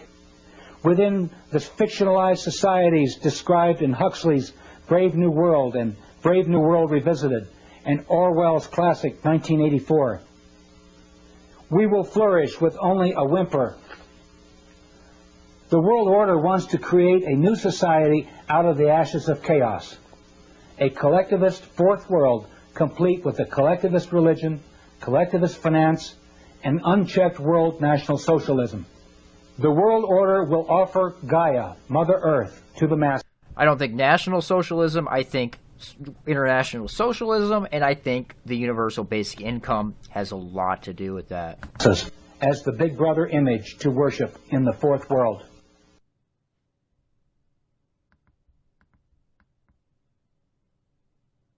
It was with, but you can hang small dose. I believe that cultural mission. We'll play these clips in a moment here. I want to finish up while I'm talking about ESALEN here and kind of give an example of what comes out of ESALEN, you know, some of the operations that come out of it. So, Mind War. Michael Aquino, the famous Setian, with the 5th degree of initiation is MAGA, M-A-G-A. That's a 5th degree of initiation in the Temple of Set, which originates out of the Church of Satan, who he was also heavily involved with early on. So Aquino, who loves the Soviets, was very close with the Soviets. So let's read this. Aquino was deeply involved in what has been called the Revolution in Military Affairs, or RMA, the introduction of the most kooky, third-wave, New Age ideas into military long-range planning, which introduced such notions such as information warfare and cyber warfare into the Pentagon's lexicon. In the early 1980s, at the same time, Heidi and Alvin Toffler, mentioned him earlier, were spinning their Tavistock third-wave utopian claptrap to some of the Air Forces, which is Air Force Space Command, which Zach is a part of, Air Force's top brass, Lieutenant Colonel Michael Aquino, who was the first Army space officer, and other U.S. Army Colonel Paul Vallely, who completely supports Israel and supports the idea of Israel dictating the world. We're co-authoring an article for the Military Review. Now that article, Mind War. So, Carol Marshall, or Sherry Seymour, who is the one who unraveled the whole Promise Gate scandal. Very well-respected research, private investigator, very well respected. So she persists that the Vallely and Aquino paper, which is Mind War, virtually spawned the entire revolution in military affairs, and its approach to warfare, military operations other than MOOTW, and its asymmetric approach to warfare and military operations other than MOOTW in and viewing mainstream media as potential mind war operatives or alternative media. In a follow-up U.S. Air Force Academy study, we learned why warfare must become multi-dimensional. The fifth dimension, information warfare. Information overload, that's the fifth dimension of warfare. So this is from the... Okay, so the spectrum of conflict as portrayed in most readings is single dimension, linear, and continuous. It must be replaced by a multi-dimensional model, perhaps even a non-linear and discontinuous. Topographical mathematicians would call it a manifold, hence the name conflict manifold. Its primary characteristic is multidimensional. Now, you know, the guy who termed the intellectual dark web is a mathematician, and as we see with this Trump media, the nonlinear warfare is completely out of control. Let's listen to this.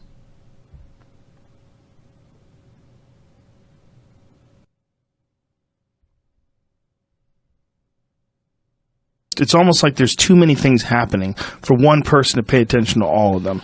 And if you're only focusing informational overload. Yes, exactly. If you're only, but hold on, if you're only information overload, non-linear warfare. So mind war, which originates out of ESALEN, according to Michael Aquino. Let me see if I can... Right here. This is where he admits it. He's admitted it a bunch of times, but this is a clip that you should go watch. It comes out of ESALEN.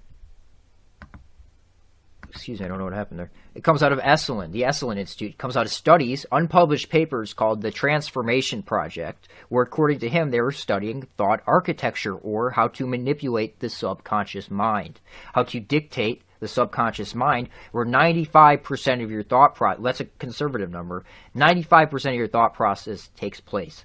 So your database that you're pulling information from, your the external stimuli that you absorb to create your algorithmic thinking, your initial thought, your conscious thought, is being pulled from the subconscious. So these guys were working out via the ESALEN Institute, who actually, Aquino got in contact with these guys because of their published works with the Soviet influence, their published works with Soviet thought architecture, which Aquino somehow intimately knew, the Soviet research there.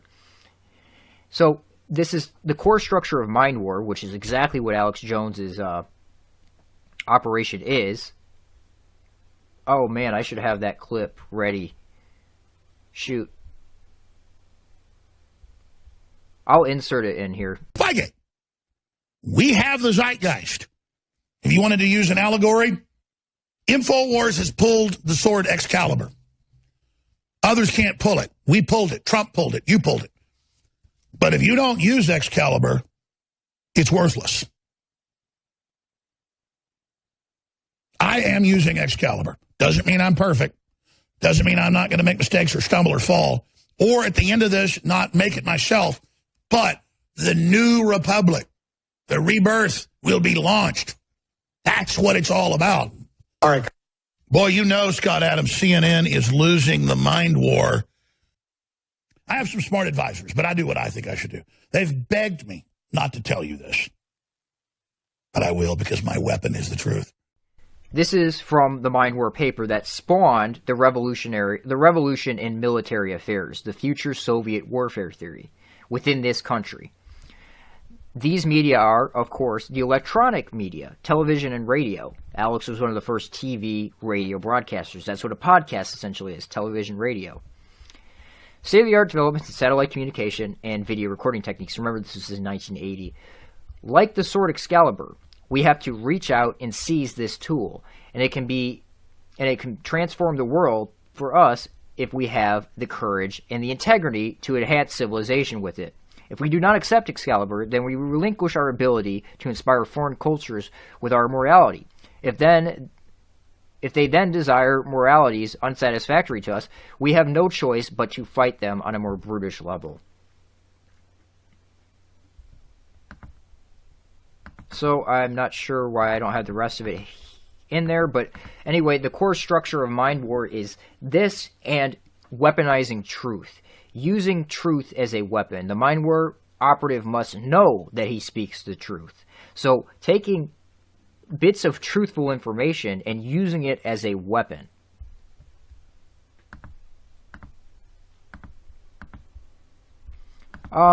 And our boy Bruce Damer knows all about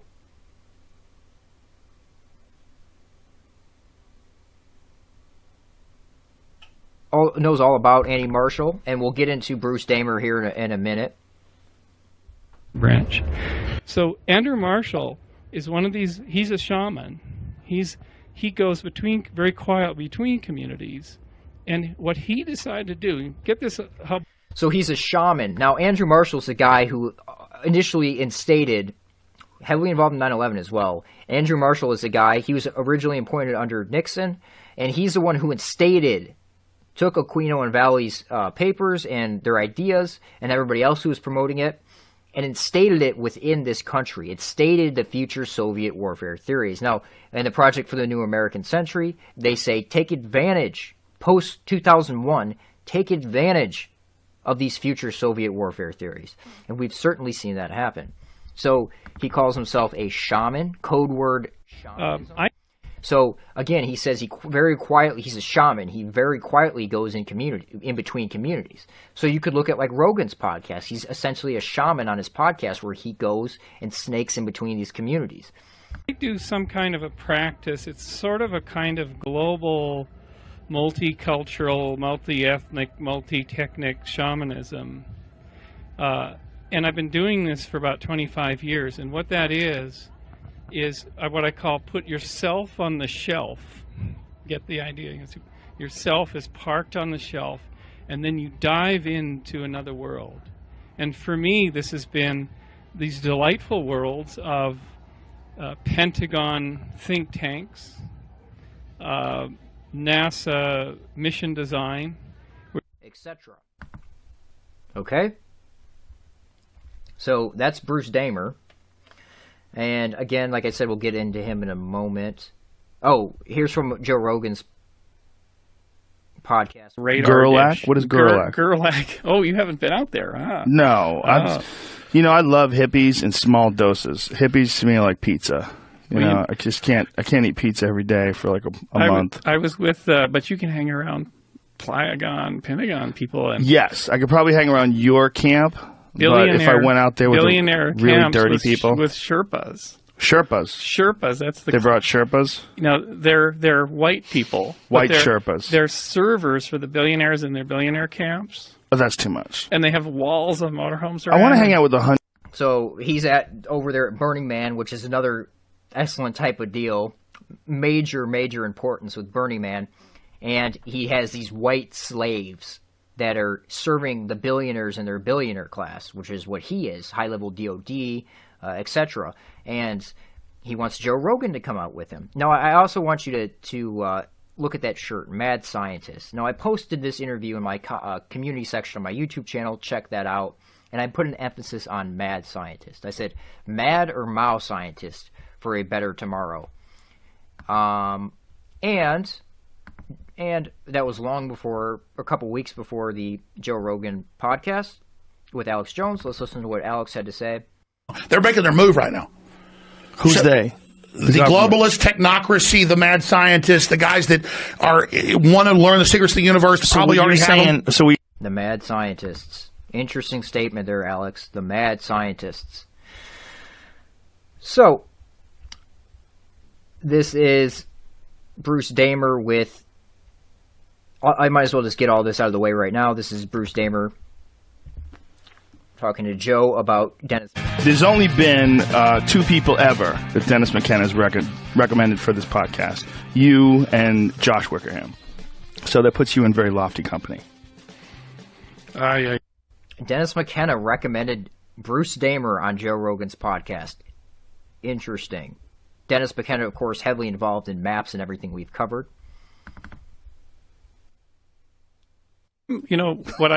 Here's a secret that I'll tell you on air.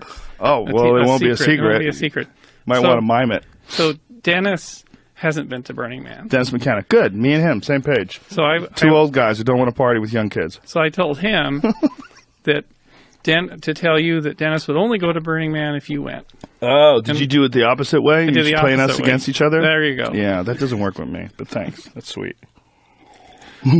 So Gerlach is I would go anywhere with him, though. Honestly. You go anywhere with Dennis. Yeah, I really would go with him, just to talk to him for days. Yeah, he's amazing. The world's most amazing. Okay, and then also I wanted to point out there, that was total LA vibes by Rogan there. I mean, complete LA. Like, oh, thanks, that was sweet. Like, okay, Joe. Anyway, I want to wrap this up or move on to some of the Pentagon connections with Joe and his whole operation here quickly, because I was talking about Jones and Mind War and stuff like that. This is interesting. Doom, this is just an interesting connection. Doom was created by the military, initially funded by the U.S. Marine Corps, to train people how to kill other human beings. This is all admitted. You can read articles about it. And who was the major proponent of promoting Doom? Joe Rogan. They also made the video game Quake, which he still promotes. And Alex Jones promotes Doom as well. So Doom, this is actually one of the most iconic images from when I was younger. I used to see this picture everywhere, and there's the Doom in the background. And there's Alex Jones promoting Doom, wearing the wristband. So it's like this game created by military intelligence is given to these information age assets to spread to the public. Just like other information and other agendas are given them to spread to the public. Again, Doom. Okay, so I want to move on into Joe Rogan's producer here real quick. And Joe Rogan's producer, Jamie, is pretty self-explanatory to me, or at least should be. Now, I want you to ask yourself this question. Joe Rogan has one of the highest level podcasts out there, and he has a producer that struggles. He's not a very good producer. He's not horrible. He's better than I would be, but he struggles to produce his show. He's always having issues. There's always technical issues. Ask yourself, why would Joe keep someone like that who can't run the show properly at his level? Why is that? Well, first I want to show you this. And I've talked to a lot of people in law enforcement, military. So Joe hangs out with a lot of people in law enforcement and military. Now, this is an interesting story Jamie told on the podcast. Yeah, a friend of my dad in the 80s, he was on his way, I believe, to Beirut, and he was being tracked. He found out once he got back, he met Ronald Reagan, and when he met President Reagan, he said, "It's nice to meet you. We've been following you." And he's like, "Excuse me? Been following me?" He's like, "Yeah, we found out there was like a threat after you." He's like, "I think he fainted on the spot or something like that." Whoa, he had no idea. There was a threat. Yeah. He was just going to deliver hot dogs. His name was Hot Dog Harry. He was trying to help the troops and stuff. What was the threat? They were trying to kill him. Jesus Christ. at one delivering hot dogs? Yeah, at one point a car pulled up next to him, and a guy with a gun had it rep to his head, and the cab driver thankfully knew what was happening, took off, and he didn't die. But why were they going to kill him just for delivering hot dogs? I don't remember the exact situation. They weren't happy he was over there trying to help. So Hot Dog Harry sounds like an intelligence asset to me, and I think that's exactly what he was. For example, let me do this first. Okay, so you should watch this on your own. I'm not going to play the whole clip here, but Operation America Loves You was where they were delivering hot dogs in Beirut, and Hot Dog Harry was involved there with Jamie's dad, Michael Vernon, who we'll get into here in a minute. So, book says Israel could have prevented 1983 barracks bombing with AM Spybook Pan. Okay, so, or in Lebanon, excuse me, Hot Dog Harry was there a week before this massive casualty of Marines blown up. And Israel could have prevented it. Now, this is the same story over and over again. Israel sets up our American troops to die for their benefit. And you're trying to tell me Hot Dog Harry was there a week before just delivering hot dogs, and people were trying to kill him and everything just for delivering hot dogs? Doesn't make sense. Sounds like an intelligence asset. Sounds like a Mossad asset to me. So, let's go to Hot Dog Harry here. Let me show you Hot Dog Harry first. So let me show you a picture here of Hot Dog Harry, Jamie's dad's friend, best friend. Here he is. And, of course, he's Jewish. And there he is rocking the CCCP, Soviet Union shirt. He also spent time in the Soviet Union as well. And you're trying to tell me he's not a Mossad asset? I mean, give me a break. So this is from Jamie's dad's book about Hot Dog Harry. So he was Barbara Streisand. This is before she was famous.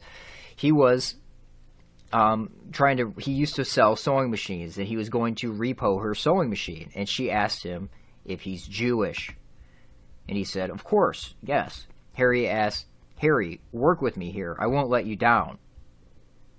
And, of course, he worked with her. Today we know her as Miss James Brolin.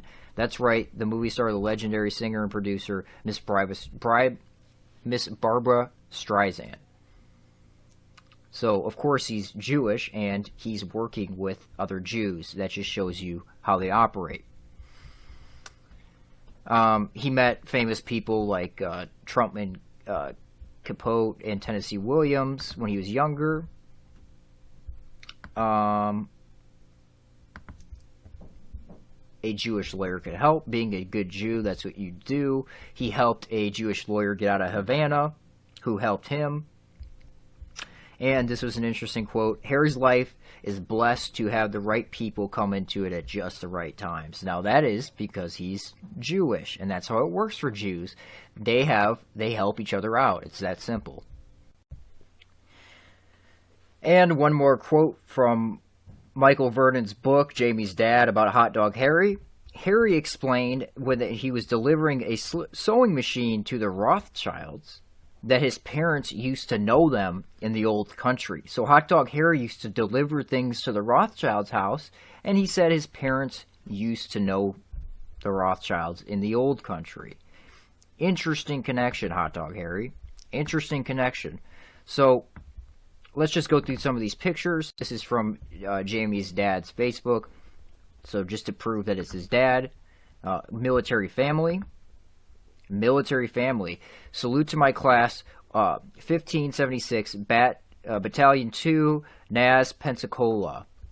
That's his class. He is Navy. Michael Vernon, his father is Navy, and his base that he came out of specializes in information warfare. That's very interesting. And then Michael went on to create a radio station.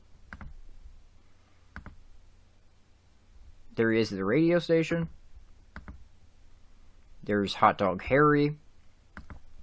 Hot Dog Harry. Some stuff about Hot Dog Harry. There he is.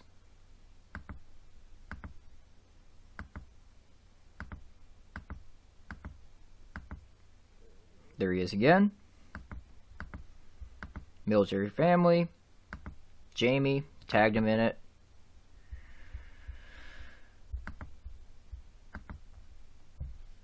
So yeah, you get the idea here. That's who. There he is. There's Jamie and his father. So, my question is, why does Rogan keep Jamie? Why is Jamie still producing the Joe Rogan podcast if he's not that good? Well, it's very simple. He comes from a military family. It's because of his military pedigree. Joe Rogan's podcast is an operation. It's not what you think it is. It's not organic. I had mentioned Bruce Damer before.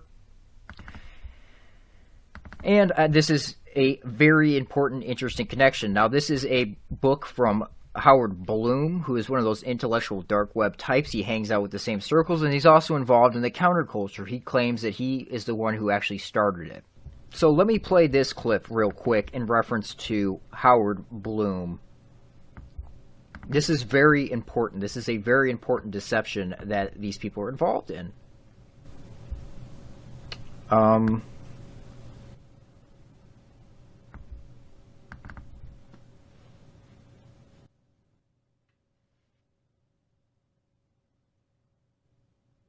Sunday at the National Space Society's annual event.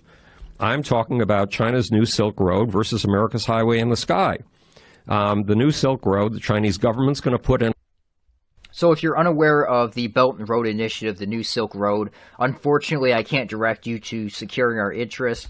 They used to have a wonderful website full of references and articles that you could really dive into it and understand that Israel, China, and Russia are taking over the trade, and it's going to be dictated from Israel in the center, like the old Clovis map. They're taking it over, the Belt and Road Initiative, and America's nowhere in the picture. So nobody knows about the Belt and Road Initiative except for this guy. And you'll see what he's banking, what his solution for it is, but it's really a scam. It's a pipe dream to take away from us actually doing something to prevent this Belt and Road Initiative by creating a space economy. Okay, so that's like mining asteroids and things that are impossible. I promise you they're impossible. It can't happen. And it never will happen. It's a pipe dream that people are going to dump money into, and that money is going to be taken and funneled into other operations for the bigger plan, the Brave New World. $1 trillion. It's a total of a $20 trillion project. It pulls together something like 66 countries and 3.3 billion people. And I co-founded and chaired something called the Asian Space Technology Summit in Kuala Lumpur last May, just about exactly a year ago. And it was obvious, being in Malaysia, that China has bought Malaysia's heart, that Americans don't count for much anymore, because the Chinese are already spending money. They already own 15 to 20 ports. They own 15 to 20 ports. Piraeus, which is the port of Athens, the city that was the cradle of Western civilization, guess who owns it? The Chinese. And they're upgrading these ports to do things that no port we've ever seen before has been able to do. So because they have a big vision, a really big vision, they're going to dominate the 21st century. Now, what he's leaving out is Israel is the main driver behind all this. And Russia benefits as well. The Soviet Union benefits as well. Was the American century. This is going to be the Chinese century, unless we counter with an equally big vision. And the big visions are not coming from Donald Trump in Washington, D.C., or from senators and congressmen. They are coming from precisely the people you fingered. They're coming from Washington. They're coming from California. They're coming from Elon Musk and Jeff Bezos, the two guys who can save us by opening a platinum highway in the sky. What does that mean? A platinum highway in the sky means a space economy. Okay? To all those who have stimulated and sustained me. And then he includes Bruce Damer. And then, Timothy Leary is in here somewhere. A lot of the... okay, so Howard Bloom talking on a message board with Bruce Damer. Now, Bruce Damer is the one who introduced Terrence McKenna to virtual reality. He's the one who set up the satellite on Terrence's house in Hawaii, etc. We've been talking about Bruce Damer, the shaman. Okay, so Howard Bloom talking to Bruce Damer about, no, this is Channel 4. Richard Metzger from disinfo.com. Disinfo.com. Channel 4, disinfo.com. These are big connections here.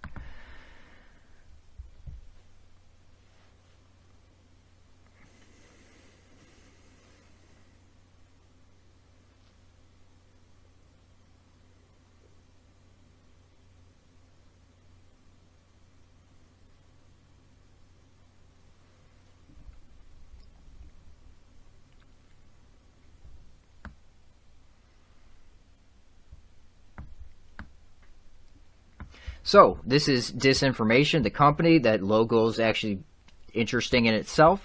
But let's look at key people here. Matt Staggs. Matt Staggs. Who is that? That's Joe Rogan's producer. Okay? Let's just pull that up real quick. Twitter. Now, here he is. This is Joe Rogan's talent booker, the guy behind the scenes. Okay? There's many guys behind the scenes with Joe Rogan, and this is one of them. And he is a key person with Disinfo, working with Bruce Damer, etc., working with Howard Bloom, Bruce Damer, etc. Channel 4. Now, what do we have under documentary films? Endgame, Blueprint for Global Enslavement. That is Alex Jones's film. Now, that Endgame title he took from Paul Vallely, the guy I mentioned before with the future Soviet warfare theories. That was initially coined by him, that Alex Jones took from him. But it's interesting, we see Disinfo working with, right, Joe Rogan's talent booker, the guy behind the scenes, working with Alex Jones. Disinfo working with Alex Jones, as well as Channel 4. Now, Channel 4 worked with John Ronson.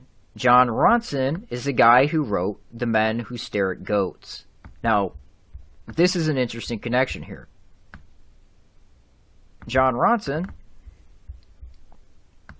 so we're just tying this up with some military connections. John Ronson is the guy who Alex Jones snuck into Bohemian Grove with.